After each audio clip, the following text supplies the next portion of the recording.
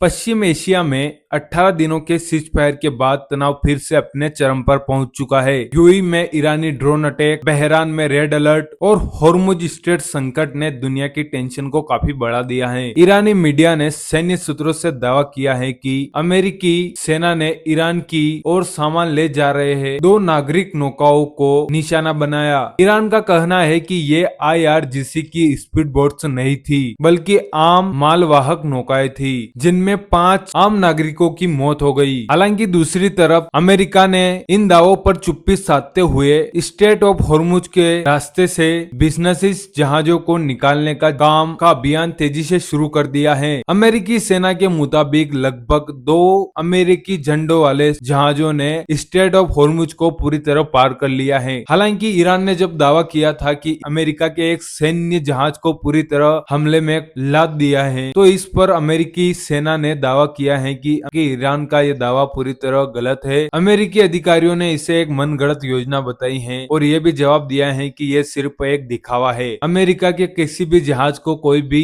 नुकसान नहीं पहुंचा है। साथ ही आपको बता दूं, बहरीन ने आज रात को अपने देश के लिए नेशनल इमरजेंसी घोषित करते हुए रेड अलर्ट घोषित कर दिया है। वहीं यूएई ने दावा किया है कि ईरान के ड्रोन अटैक ने उसके फुजरा बंदरगाह पर हमला किया, जिसमें कई सारे केंद्र पर आग लग गई। आपको बता दूं, ये केंद्र स्ट्रेट ऑफ होर्मुज को बाईपास करने का एक बेस्ट पाइपलाइन हब है। जब यूएई ने यह दावा किया तो इसके तुरंत बाद ब्रिटिश सेना ने भी अमीरात के तट के पास करीब एक मालवाहक जहाज पर आग लगने की जानकारी दी। इन हमलों के बाद ग्लोबल मार्केट में तेल की कीमतों में करीब 6% का भारी उछाल आया है। इन सब के बीच ईरान के विदेश मंत्री अब्बास अराजगी ने सोशल मीडिया पर एक पोस्ट किया, जिसमें लिखा गया कि होर्मुज में हुई इस घटनाओं से साफ हो जाता है कि पॉलिटिकल संकट का कोई भी सैन्य समाधान नहीं हो सकता। हमें पाकिस्तान की मध्यस्थता के बीच ही इस समाधान को सुलझाना चाहिए। साथ ही ईरान के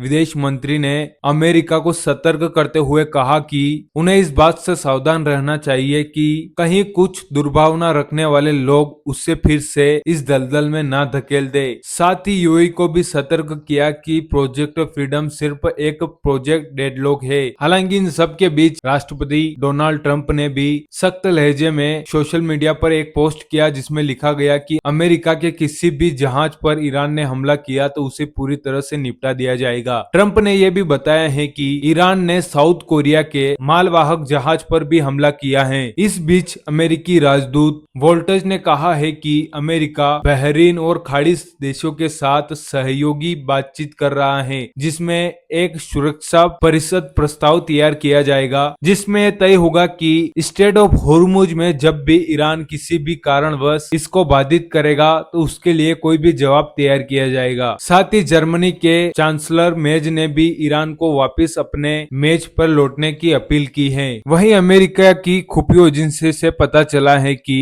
ईरान ने अपने परमाणु बम बनाने की समय सीमा पिछले साल के मुकाबले नहीं बदली है। हालांकि जानकारियों के मुताबिक खबरें सामने आई है कि अमेरिका और इजरायली हमलों से ईरान करीब परमाणु बम बनाने के लिए 1 साल पीछे चला गया है। बाकी दोस्तों, इन सब खबरों के बीच आपका क्या मानना है? अपनी राय हमें कमेंट में जरूर बताइए।